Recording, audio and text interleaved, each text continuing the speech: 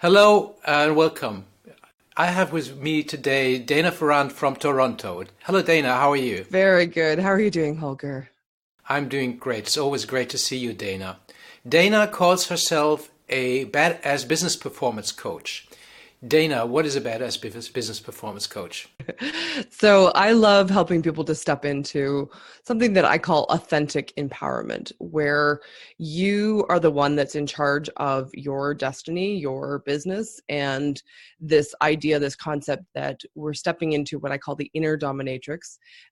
There's confidence that comes with that, but there's also this deeper trusting of ourselves being the expert in our lives and in our business, which helps us to actually grow our business exponentially. So, what's the essence of your work then? It's an interesting combination of all the things that I've done, but primarily I love working inside the energy mindset world where we're changing the inner game because when we change how we show up, it changes what shows up. So for me, it all starts from within if you want to change what's going on externally. Today, I want to talk with you a little bit about calming our mind. So, what's a good possibility to calm our mind when we are communicating and when we really want to turn to somebody else? Mm. I love this question because it really is at the heart of what I do. When we're able to bring our minds into focus, there's a really interesting thing that happens with the brain in that the brains kind of function like a computer. So our our processing, the more emotional we are, the more emotionally charged we are, the less we're able to think in the cognitive and creative world. And so bringing that down, bringing that emotional reactivity down allows us to have more capacity to think and to be present and to listen to the other person and come up with creative solutions. So in calming our mind, I think the first thing is creating some space. So I love for people to do what I call expanding out. And I have a cool new way of explaining it for you. So what we're going to do is I'm going to have people, I want you to pick a color, pick your favorite color. And then I want you to imagine that you've got like this egg-shaped dome around you in all directions. And it's about arm width out. And you're going to fill that egg-shaped dome with your color. Now, this is a magical color that does not dilute as you expand out. So we're going to take that energy field because inside that egg-shaped dome, that's all your energy. That's, the essence of you. So if we take that and you expand and you fill the room with your color, just let it fill the room. Just see it. Just see it happening. It happens magically. It's fabulous. And then we go and we're like, okay, what if we fill the whole city that you're in? Or the size of a city if you're in a little wee town. And then what if we fill the size of a country? And then we just keep going. It's like, what if we fill the size of the world?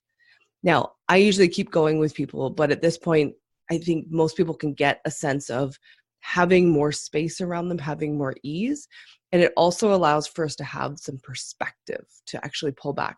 And that perspective is critical for us to be able to start calming our mind because then we're not all caught up in our emotions. We've got some space around what we're looking at.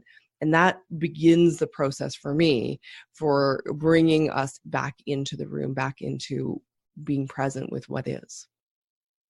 Thank you, Dana, and I'm sure our listeners, our viewers will experiment with that today. Thanks. When we talk about communication, it's often about empathy, it's about being nice to each other, about being appreciative, but sometimes it's also important for people to get access to their assertiveness.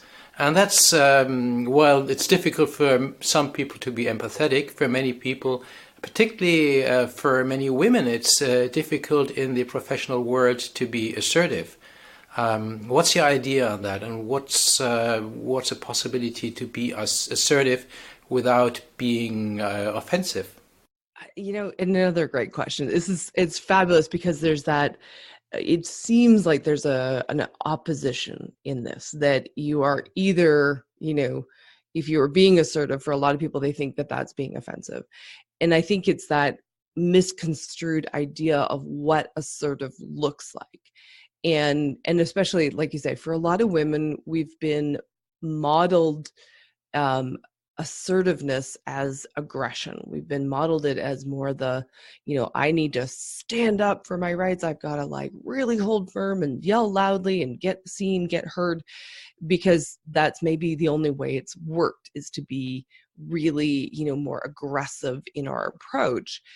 But the reality is that when you are really clear about whether something works for you or doesn't work for you, and you're willing to, risk the loss in order to really, say, okay, this is what I want, this is who I am, and it's okay if you don't like that.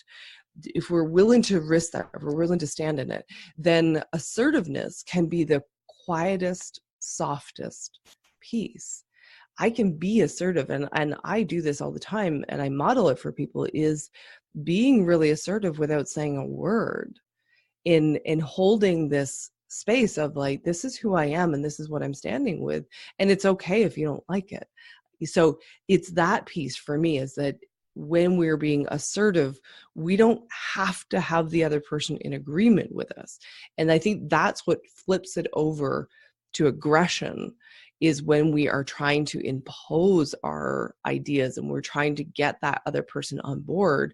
But as long as we're not forcing them to be on board, then we can have this quiet, assertive presence of, this is what works for me and I'm standing in it. Thank you. And maybe our listeners and viewers can also experiment with that today by just making your point clear in a soft way, but assertive way. And I would be interested to hear back from you. Dana, I have another question for you, and it's good that you're with me today because you have so much wisdom in you, and I really enjoy talking to you. So, we talked about assertiveness, but sometimes you really want to persuade somebody, and sometimes you need to persuade somebody in the business context, even if you know this person will resist or object, or however you call it. And I'm sure you, as a former dominatrix, have some ideas how to deal with somebody who persists or objects, but you need to persuade them. Yeah. Persuading somebody there's an art to it. And I think, again, it comes back around to this. First and foremost, we have to let go of the idea that we have to. And then it becomes a dance where we're engaging in this, just dynamic with the person of looking and saying, okay, where else can I, how can I get it on board for them? How can I explain this in a way that makes sense in their world? And so the first step in persuading somebody is understanding where they're coming from. When we understand where they're coming from, then we can link our thoughts and ideas, our concepts, to what they're thinking, what are their beliefs. And then, when we do that, it's a lot easier for people to bring that on board and to have that concept. And I think the other big thing is that when you're not trying to make somebody be, seeing your side, when you don't have attachment to it and you're not pushing for it, then there's space for the other person to say, oh, let me consider that. Let me think about that. And you can kind of keep coming in, like I said, keep coming in from a different angle. And it becomes a fun dance when you're not attached to the outcome, but you can engage in this playful banter to, like, well, what if I explain it to you this way? Or like, it's that green eggs and ham kind of story, right? It's like, would you eat them here? Would you eat them there? Would you, and constantly finding new ways to approach it for the other person.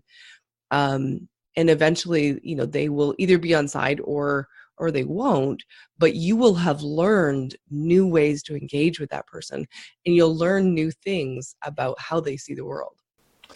Yes, and I like that you talked about you have to understand where the other person is coming from. I'll talk much more about good questions in other episodes. Actually, I can ask you in a moment. But for now, I would like to leave our viewers and listeners with the idea, check yourself. Do you want to persuade somebody today? Do you need to persuade body. Maybe you are a leader, or maybe at home, your kids to do their homework. Please report back. What's your way of persuading somebody? And very often we are not successful. What's your trick to be successful in being persuasive? Hello and welcome. Dana, what are some good questions to find out more about other person's inner life, particularly if we want to persuade them, convince them, if we want to pull them to our side, so to say? What are some good questions to open a conversation? It's so interesting because it's really situationally dependent. We have to consider the context, but as a general rule, I love the leading kind of statements that are, I call them questions, but I've had other people tell me they're not questions or statements, but it's, those kinds of things where we say, well, tell me more about this, or, tell me what you think about this. What were you thinking when you were doing this? What was your reason for moving in this direction? If we can open that space, and again, it comes down to, it's not just the words. Like, we can say the words, but if you genuinely want to know, if you are genuinely curious, people feel that. So to me, communication, and we're probably going to get into this later, but communication is so much more than the words. It is how you show up in that conversation. And it's I think they said the communication, what is it, about 7% is the words, and the rest of it is this nonverbal. It's all of our body language. It's how we show up. It's those things that influence the other person being willing to give us information. Because if you are asking questions, but you are doing it kind of like a cross-examining lawyer, you're not going to elicit a whole lot of information. But if you become super curious, like the investigative journalist, then people open up. They're like, oh, you're actually interested in me. You want to know. Great. Let me tell you what I think about this. And they're gonna feel heard, which is so important in communication. Yeah, thank you. Some good examples for great questions. Yeah, I really like that. Actually, my favorite question is what's important for you? And you can ask them in so many different ways. And then after I've asked them what's important for them, I ask them a second time. So what's important for you in that situation? Why is it important for you? Dana, what's the essence of communication? For me, that really comes down to making a connection with people, being able to be understood, to feel valued and heard. I think it's really that connection, because we can have communication with people. Like, I have had conversations with people who we don't speak the same language, and one person's speaking Spanish, I'm speaking English, and it becomes an understanding. Maybe it's not as effective as when you have the same language, but communication is about, are we able to effectively communicate what we need, be heard, be seen, and have that interaction with the other person. That, to me, is communication. What makes a good communicator? I think it's, in drawing from that, it's the person who is willing to listen. And I know this is all you're right. The deep listening is so much your topic. I love that piece. It's like, when we communicate, it is so much more about understanding the other person as opposed to trying to be understood. And when we really acknowledge them, people end up telling us even more when they feel heard. There's a space that's created. There's an opening, and people feel like, oh, it's safe to trust you. Here, well, let me share a little bit more. And so you get that communication go deeper. I think you have a lot to say, and we talked about it already in an earlier part of this conversation about resistance. This is one of these magic words in change and change management, and I have my own view on that, which I don't want to reveal now. But From your work, from the earlier work you were doing as a dominatrix and your work you're doing now with your business client, what's your take on resistance? Do people resist change? Absolutely. I think we need to acknowledge that there is resistance to change, and which is so ironic because, that expression of the only thing constant is change. However, I think we're hardwired to some degree that change elicits this primal instinct of fear of, something bad could happen. And so there's that initial little flare up of, oh, wait, I might not be safe. I need to check this out. I need to scope it out. I need to, see the lay of the land before I go rushing in. And, back in our caveman days, that was important. You needed to figure it out because it's like, are there some tigers running around? Should we, should we leave the cave just yet? But, that hard wiring also, we need to, drop in and realize, okay, that's the initial reaction. And so if we have people who we're leading or coaching, if they're in resistance, then it's a chance to go deeper and ask some questions and say, okay, what's going on? Why, tell me about the resistance. What is that bringing up? Where is that coming from? And getting that deeper understanding, as opposed to, oh, they're just being resistant, belligerent, and whatnot. It's like understanding, okay, what's the fear? What's going on? How do we address it? How do we make you comfortable with this change? Would you ask directly the question, what's the reason for resistance? Would you use the word resistance? Because then usually people would say, oh, I'm not resisting. How would you? In my work, because people are, they're paying me for coaching. And so part of that is, we do have that dynamic, and I have agreement to actually go there. I will use that word. If I'm working, with a team, then I would probably phrase it a little differently, like, oh, I noticed that there's a little bit of pushback here. Is there something that I'm not, understanding? Is there something that I need to know that, and to probe that a little bit deeper, phrasing it in a way that doesn't make them wrong. I think that's really critical when you're working with a team, because not everybody is going into the change willingly. They didn't initiate it in that sense. So there's always a sense of, I don't feel in control. I don't feel in charge. I didn't choose this. I didn't initiate it. And honoring that. And I think that's really, for me, that's probably one of the biggest first steps, is that we have to honor the fact that everyone in the room feels out of control to some degree, and giving them permission to give voice to that then allows us to kind of move that conversation along so that they can acknowledge what it is. Why do they feel out of control? What do they need to be put in place? Or do they just need to be heard? Sometimes it's as simple as that they just need to be acknowledged. Thank you, Dana. And for our listeners and viewers, do you have a change project you're in? So why don't you experiment with what Dana has just mentioned? Take some time and ask good questions to find out where resistance comes from. Dana, I have one question particularly for you, and I'm sure you have a lot to say about that. That's about pain. Is pain part of the game? Is pain part of the change? Is there change without pain? Oh, yes. You know that this is a great one for me because, of course, coming from the dominatrix world, for me, pain is something to be leaned into, and not in the let me grit my teeth, clench everything up, and grin and bear it.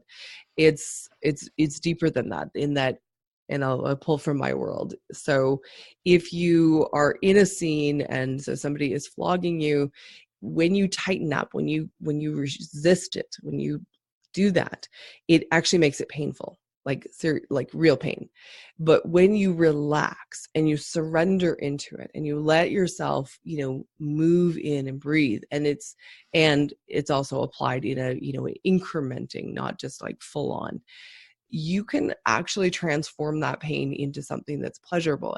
And the flogging turns into more of like a thuddy massage as opposed to stinging.